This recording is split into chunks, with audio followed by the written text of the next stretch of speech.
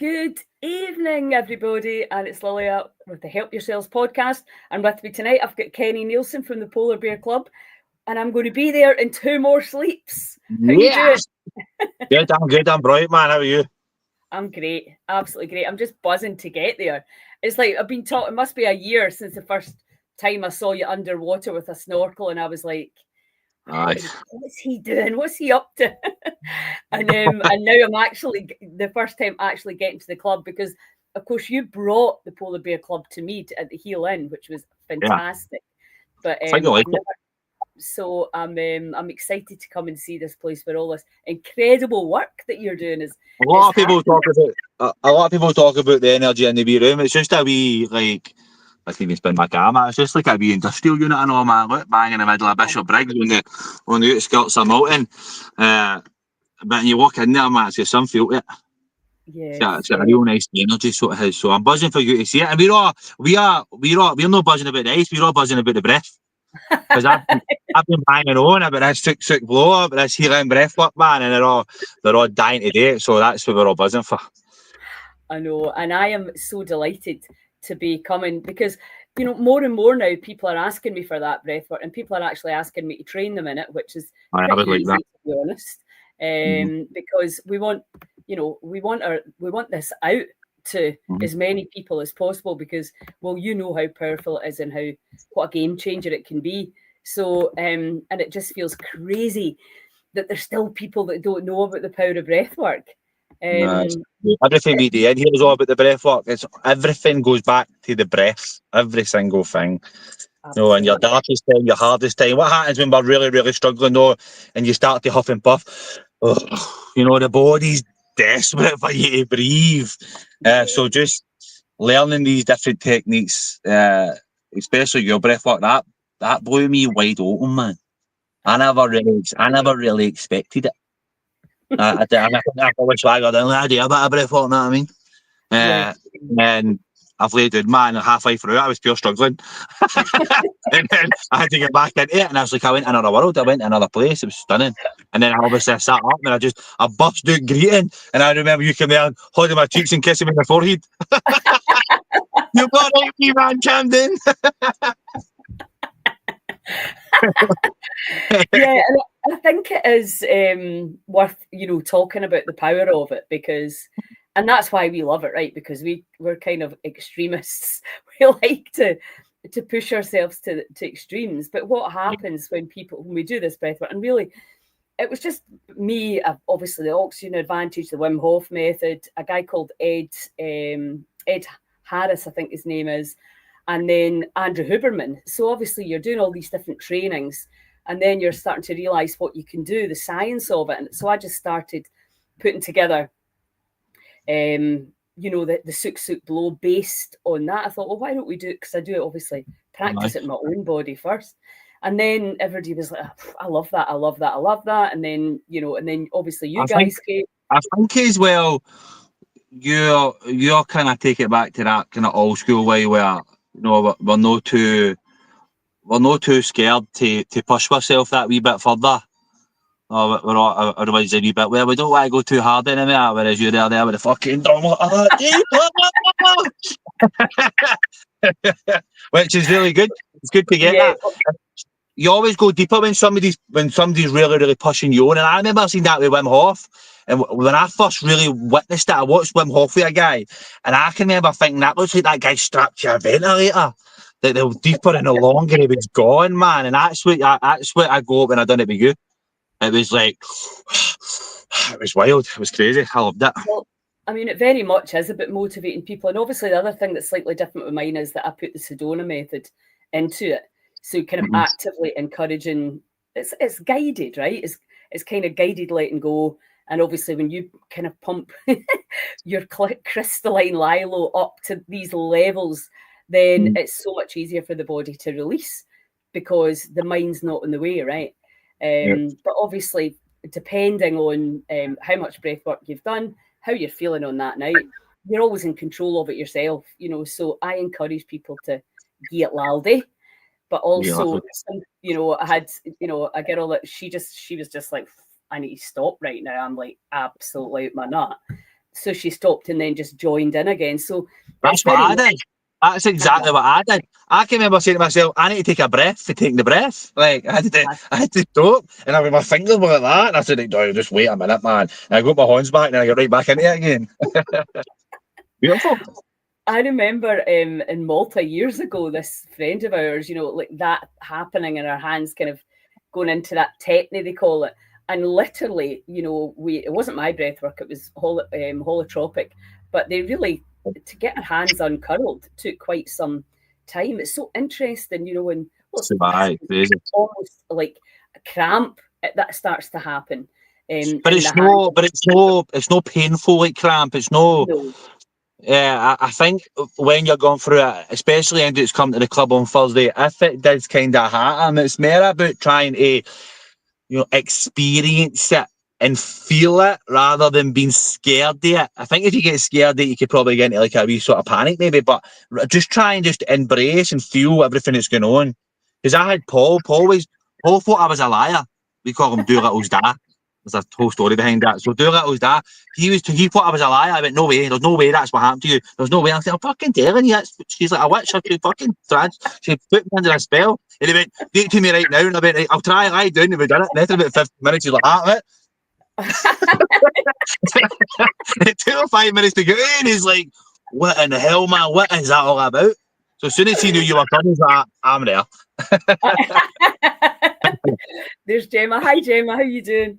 Yeah, absolutely. And I mean, it's up to you to put your foot in the gas or take it off as and when. But the thing is, if you're not used to these elevated states of consciousness, because that's what happens when you change your chemistry, it feels different. And that can be a bit like, oh, what is that?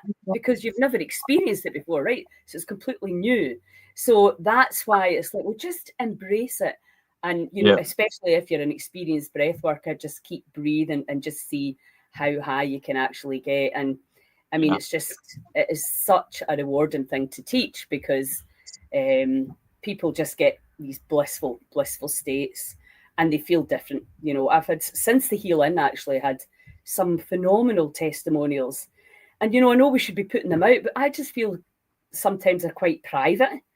I know you feel like that too, when people share stuff with you. You want to say, oh my God, look at the results, but it's a very private process for people when they're letting go of trauma, seeing the world in a very, very different way, literally, instantly. So, yeah, it's amazing work. And then obviously tell them what they can do with the ice, because my pal Gainer's like that, are we going in the ice? And I'm like, what? We're going to go to the Polar Bear Club and not go in the ice? Don't we ridiculous? The ice. So obviously, probably the most people who's going to be coming on the Thursday will probably be polar bears wanting to see you. So the most of them will understand it. But for the ones that have never done it before, it's quite similar. It's quite similar to that process in your breathwork. That process of letting go and allowing yourself to go deeper. Because in the club, it isn't called water therapy. There's a young lassie, the new coming in, she's like, I was at a place the other night there, their baths are 4 degrees. And I'm like, well, we're half a degree under minus. It's a different kettle of fish. It's like, it's getting to a point like your breath work where you're like, this is really tough. I don't think I can keep going, but having to keep going. And we use the breath to push yourself past that point. Because anybody can sit and call water for 3 minutes. Anybody can grit through 3 minutes and sit there and bear it. But when you're in it for a prolonged period of time, and starting off just at your beginner level, which is 10 minutes, which is still a long time, right? And it's a long time for most people. But going through that 10 minutes, you have to find something. You have to find a wee place of calm. You have to find you have to find this wee survival breath. You have to get to it. And the ice, as long as you can sit through that first 45 minutes, 45 seconds to a minute, when the mind's split into two and it's, I can't do it, I can't do it, but I want to achieve it. And you're in this battle with this dualistic mind of yours. Hello, pal, you all right? I'm on a podcast for 2 minutes. Yeah. I've got a big group coming in there. It's all right, we're near us, but go in. This dualistic mind, this battle of the mind, if we can get past that, we go into this other state. we go into this other wee sort of place, man, and we start to focus solely on the breath, and you've kind of went past the tough bit, and after that it's all about just playing the long game, and just kind of your mind will start clicking into my feet sore. You know, my hands are starting to knit, my skin's knitting. Your mind will find a hundred forms of fear why you shouldn't do something. And then what we just say is we just simply tell ourselves to breathe in, let go, nice and calm. Keep breathing in and keep letting go until your body just picks up its own survival breath. And when you find that wee moment, that wee sweet spot, that's when you can just keep going. That's when you start controlling your temperature. You start, you're in control of your mind. You're in control of your thinking. You've went past the fear. You've went past the doubt, and you're just in total control and in this sort of blissful place. It is, to me, it's really stunning. Thursday nights are a wee bit different. You know, Thursday nights is probably a wee bit more cheering everybody on, all that. Do you know what I mean? Whereas like 1-to-1 sessions is different. So Thursday's a wee bit different, but you still need to go through that process of getting through. You'll see it, man. It's beautiful. Thursdays are good. Thursdays are a good laugh. Yeah. It's a kind of fun, light-hearted night, isn't it? It's Thursday night. It's just kind of been the club night, the members' night, the music's on, and it's just all chatting and playing about and in and out the ice and the sauna. It's a very social night, man. It's really, really good. So there's other things we do other nights which are really, really deep in the ice and deep in your thinking, but you still have to go there on a Thursday night. Especially if you've never done it before. And the good thing about the club is everybody in the club, like yourself, you all know. You see it yourself when you're in the recovery room. When somebody who came through the recovery instantly wanted to help the next person because they know. Because they know what they've experienced. They know how hard it was. They know, like, oh my God, they're going through that, they know. So you're in a room full of people that have all been through it. And they all want to help you and let you know you're all right, you're fine, don't worry. You're in the store and they're freaking out. Oh, you're like, sorry, come on, you'll get past this bit. And then when you get past it, you get this glow, this wonderful glow. I call it this free stone, man, you get. It's unbelievable. It's unbelievable. Yes, it's going to be, I'm excited to do the breath work and then that as well, because it is a lot of letting go, isn't it? I mean, and you talk about that, the ice is just simply the obstacle. And obviously, from my perspective, I have been teaching people to let go for nigh on 20 years now. To me, it's the thing better than meditation, which I'm a big fan of as well. But the letting go was the thing that allowed me to really reach these much, much more peaceful states, because I didn't realize how much, it's quite difficult if you're in contraction to imagine yourself in expansion. So whereas when you keep letting go of all the concepts and the labels, all the wanting control, wanting approval, wanting separation, wanting things to be different, wishing people were different, wishing everything was different. When you can let go of all of that, even just for a few seconds, the body just completely responds. And more now I'm talking about heart coherence, because that's where it's at. And that's what you're allowing. As soon as you get the mind out the way, because it's the mind that torments the body. The mind's a bastard. So it is. It is, man. It's such a lying bastard. That's what it is. And the body follows the mind. Constantly creating stories. And that's one of the good things I think about the ice.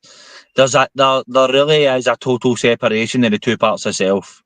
You can see it. It's so obvious. And when I ask people after it, it's so obvious for the side that doesn't want to do it and the side that does want to do it. And it's a very simple way in it up and having a look at that and trying to focus on the side that wants to achieve.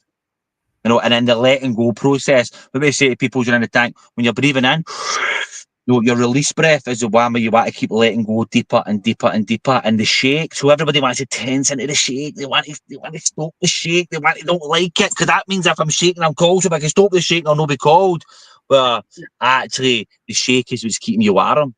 It's what's keeping you nice and hot inside. So if we can start to learn this process of getting comfortable in the uncomfortable with a simple, calm breath, breathing in, and in that letting go breath, in that exhale, relaxing in the ice, so learning to relax your muscles in the ice, which is crazy, right? But as you relax, the shape goes,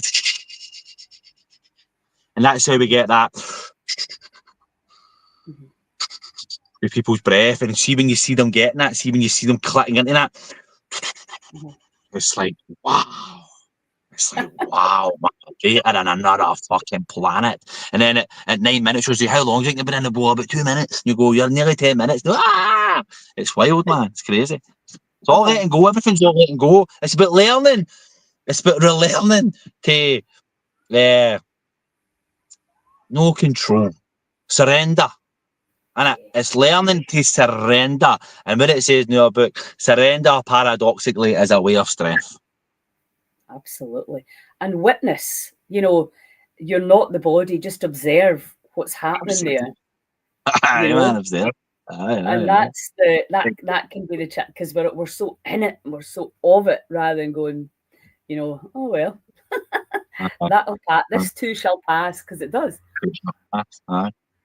Yeah, and it's the relaxation. I mean, you guys showed that at the Titanic project, because for me that's such a, it's a big part of what I teach, and when I'm working with people that have been diagnosed terminal, it's like it's very difficult for them to let go of the concepts they've been given by oncologists and doctors, which we know now are not always true.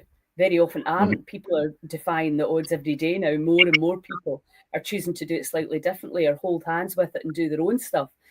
But it's, we're so used to being like, you tell me what's wrong with me and tell me what to do. And we're moving completely away from that, because nobody knows your body better than you. Nobody. How can they possibly? Something fascinating about that, right? And this is something that we've now witnessed in all our training and all the people we work with and all the studying we've done with all the hundreds and hundreds of people, man. We study everybody. You get into the tank, man, we're studying you, right? Twins and all sorts of things, man. And the one thing we've always noticed is as soon as you give yourself a limit, you only do the limit. Like, you only go to the limit. So the Titanic project, we've spoken about this. The Titanic project, for a year I prepared for it, me and Alana, right? For a year. And it was always an hour and 40 minutes. It was always an hour and 40 minutes.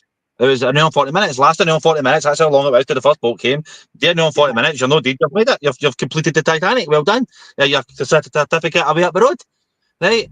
So when we go just about to jump in the water, Val says, right, we're allowed to be in here for 2 hours. I'm like, what do you mean 2 hours?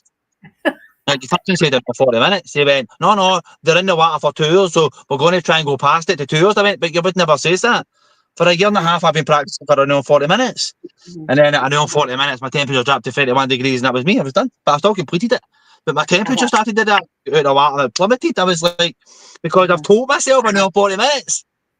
Yeah. So I've told myself that my body's followed it. My body has done exactly what I asked it to do. An hour and 40 minutes, and went, right, big man, that's what we've done out.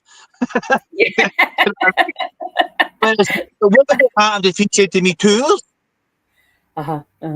Would have then been. I said that to you about at the Heel In. When you just came in, well, obviously you kind of introduced everybody gently on the night before, and then you said, this is what we're doing. And that was the part that really, because I knew I would not want to stay in for 10 minutes, but my pride would never let me get out. So I kind of knew I would do that. But what really amazed me was, if I'd said to any of these women, you're sitting in the ice for 10 minutes, because even the day after you left, I was like, we're going in the ice, and a couple of them were like, no, we're not. And I'm like, yeah, you are. It was so interesting how you just were this authority. And because I thought, what if you'd said 15 minutes? I'd have done it, man. Said 12. You know what I mean? That is how much power we're giving away. You told us that, and I've witnessed that a million times. Like I told you about Alison. I don't know if we spoke about Alison in the last podcast, when she was sitting at 35 degrees. Now, we don't play under 35 degrees because we're not doctors and nurses, right? So, and I said to her, Alison, man, you've got 9 minutes to get your hour. Right, to sit in the ice at minus 0.3 degrees, right? I said, you've got 9 minutes to go to an hour. I went, if you even so much as budge under that, you're out. I said, we can't let you go at our 9 minutes. We need to take you out. And then I said, we need to focus. Come on, get your breath sorted, get your temperature up. And within 2 minutes, she was back up to 35.7 degrees. 35.7 degrees, an extra 0.7. And we don't use thermometers. We buy the real deal. We buy the ones you use in the NHS. We spend money on them. So we're proper checking. And it's like a 0.7 degree rise. That's wow. But that's the level of power that the mind has over the body. And I remember when I bought the first Wim Hof book, and I was like, well, I get that he's keeping his body at a temperature, but how is he doing it? And I think that's always the thing that really you know, because I used to box breathe when I went in at first just to pass the time because I would be hating every second of it. And the box breath gave me something to do while I was in the cold. But I'm like, what type of breath work you're doing, you're burning energy. You're burning energy. I know. You need that energy shake. I didn't realise that at the time, though. I mean, I had no intentions. I was just trying to get you know, I wasn't trying to get in the Guinness Book of Records. I was just trying to get, but yeah, for sure. And that's, you know, that's obviously something I think that's very, is not that intuitive. That if you start doing that breath work in the ice, I mean, obviously in your situation, you or somebody else is with you, but you want to be as calm and still as possible. You don't want to be doing any breath work in there. No, calm and still is the key. Calm and still. Keep your head out the fucking way. That's it. Keep out the way of your body and let your body do what it's designed to do. It's been designed by some superior thing. I don't know, but the body knows how to deal with the cold. The mind hates it. So like this side of your head wants you to think that your body's not capable. I don't many people say, "Oh, how can I do? I don't like it cold. I'm cold blooded." You're like, "Shut up, man! You get the same body as anybody else." Your head doesn't like it. Your head's telling you a lie. Do you know what I mean? So everything all comes from the mind, everything. So it's a pure amazing learning process that getting into the tank and just trying to be able to separate yourself from that side to this side and keep it the body's way and let the body do its job. Yeah. Really let the body do its job. So if you can stay your way and let it do its thing, surely we can start telling it to heal. Let's heal. Let's get better. Let's fix ourselves. Let's fix this. Well, if you can bring your body temperature back up after 50 minutes, what else can you do? I mean, again, like, you know, when we watched The Source at the Heel In, you're like, well, that girl grew her thyroid back, which now pumps hormones. If that is possible, what else is possible that we are not even contemplating? Because we've been so limited and we've believed all the stuff that we've been told that about the body just being a big meat soup, and in actual fact, it's quite a spectacular, intelligent, innate energy system. Unbelievable machine, man. It's unbelievable. The design, it's incredible. Do you think about it? And we don't trust it. We never trust it. That's the problem. We're scared of it. We're scared of our own bodies. Because they're not the way I suppose we've been allowed people to maybe make us believe they should be. Oh, there's Gail. Hi, Gail. I'll see you on Thursday. It's buzzing for Thursday, by the way. And it's that cheeky bastard with her. She never comes to the club on a Thursday either. Brilliant. Right, well, listen, I'll let you know. I know you've got a big group coming in, so you're going to be busy. I'll let you go, and I will see you on Thursday afternoon. Yeah. And is there anything else we need people to know? Bring your pals. The other big thing is the more of us that breathe together, the better result we get. Because as we start to actually engage in a very similar intention, which is for all of us to have the most incredible experience, we lift each other up quite literally in that electromagnetic level. You cannot beat doing this work in a big group. It's going to blow your mind. What you want to bring me is make sure you've got swimming stuff. So stuff to get in the tank with that you're comfortable wearing. You know, it's not a fashion show. Wear what you're comfortable. It's more skin possible. You want to get your skin exposed to it, but whatever you're comfortable with. And a towel. Right. It's not rocket science. And bags and bags and bags of willingness. You just need to bring all sorts of willingness. Willingness for the breath, and the breath will give you enough courage to get into the ice. That's what we need. Yes, 100%. So, well, I can't wait to see you and everybody else that's coming. Anybody get any questions, feel free to ping myself or Kenny a message. And if not, so what we're saying, doors open at 6, is that right? Be there for 7? Go kick off from about 7, then probably breathwork start for about 7:30. So don't be late, man. You're rocking halfway through a breathwork, you fucked it and you missed it. And that's your own fault. Yeah. Brilliant. Okay, hun. Well, listen, have a great night, and I will see you, and I'll see everybody out there on Thursday night. All right, man. Buzzing for it. See you later. Ciao.